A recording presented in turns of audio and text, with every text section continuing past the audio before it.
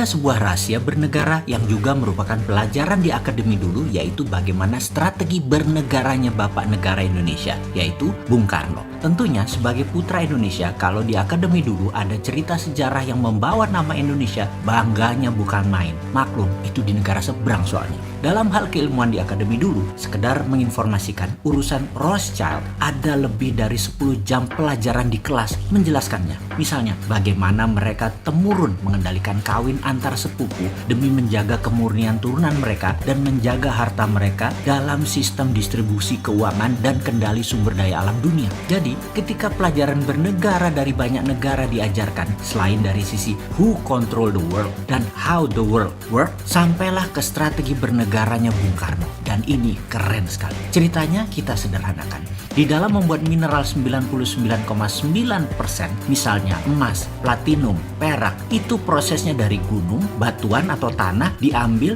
diproses tambang, dimasukkan smelter, di refining, jadilah metal murni. Metal murni dari mineral tambang. Proses membuat 1 kg emas dengan 1 ton emas ya sama saja mata rantainya. Disinilah kejeniusannya Bung Karno dimulai. Dia merasa mengapa harus menunggu mineral metal itu ada dulu baru kita manfaatkan sebagai alat jual beli metal atau alat tawar, dijadikan underlying terbitnya mata uang atau currency. Oleh Bung Karno apa yang dilakukan? Data di gunung, dihitung cost accountingnya, maka diperkirakan misalnya dengan kecepatan 10 tahun nantinya akan dapat 1000 ton emas misalnya. Maka ketimbang nunggu 1000 ton itu ada, rupiah di print saja senilai 1000 ton emas sekarang, di mana modal untuk membuat 1000 ton emas tersebut mulai dari mining proses hingga pemurnian refining katakanlah 30%-nya. Lah, gunungnya gunung sendiri ngapain dibayar? Karena itu harganya cuma 30%. Yang dibayar hanya proses tambang hingga pemurnian saja, karena itu dapatnya cuma 30%.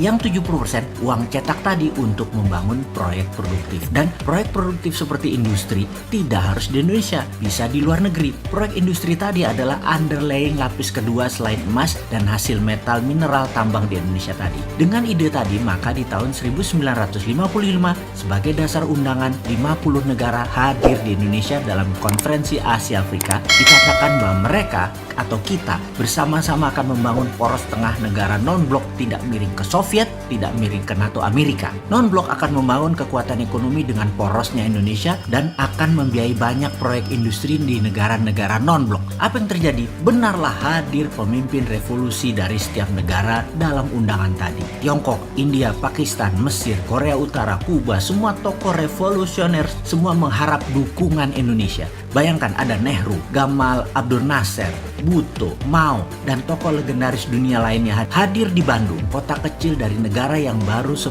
tahun merdeka. Saat itu, ide jenius Bung Karno mempesona dunia. Indonesia akan membiayai negara non-blok ekonominya tadi.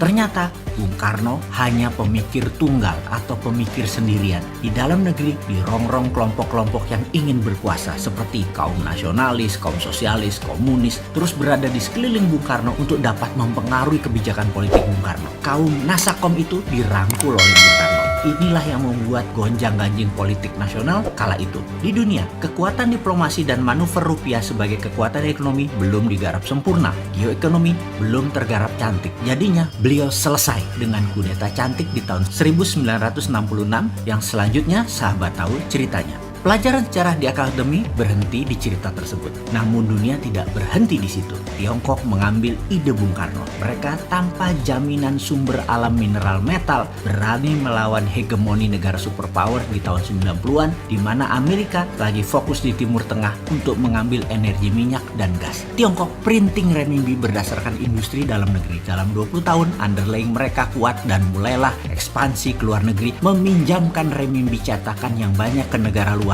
dengan nama obor, One Belt, One Road. Lebih sempurna rencana Tiongkok bukan hanya meminjamkan renminbi, tetapi juga teknologi, peralatan permesinan, tenaga kerja, semua harus dari Tiongkok. Sempurna rencana mereka jauh lebih baik daripada rencana awal Bung Karno. Ide Bung Karno jenius, tapi anak cucu dan putra bangsa nggak paham akan geopolitiknya Bung Karno. Strateginya mudah dibaca waktu itu dan mudah dipatahkan karena Bung Karno sendirian. Sekarang, mengapa kita tidak sempurnakan lagi ide Bung Karno, ide Patih Gajah Mada, ide Tiongkok dengan menggunakan sumber daya alam dan rupiah? Beranikah kita melakukannya? Sekarang kita tidak boleh terjebak obor Tiongkok lagi dan permainan hutang serta bunga IMF Amerika. Kita harus bermain cantik di antara dua kekuatan. Dengan kekuatan mineral road, kita mengingatkan jangan miring ke Amerika, jangan miring ke Tiongkok. Saat ini kita miring ke salah satu sisi.